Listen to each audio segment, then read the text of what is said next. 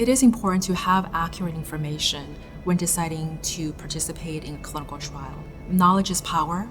Having accurate information will help you make a truly informed decision about weighing out the pros and cons, the risks and benefits before participating in a clinical trial.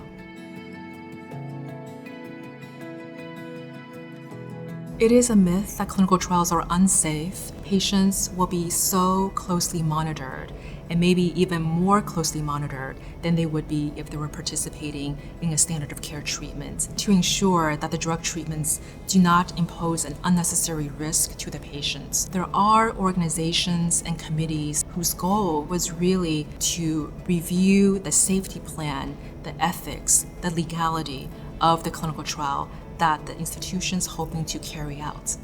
It is definitely a myth that clinical trials are quote-unquote a last resort for patients. There are so many drugs being developed in all different phases of cancer treatments, patients with early stage cancers, with late stage cancers that may be a good fit for the patients. It is a myth that once patients participate and enroll in clinical trial, that they're quote-unquote stuck. Drug developments cannot happen without patient participation, but this participation is completely voluntary.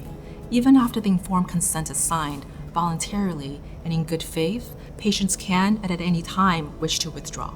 It is also a myth that clinical trials have to take place within a large cancer hospital or a large cancer organization. There has been a widespread effort to make clinical trials as accessible to patients in different ways as much as possible.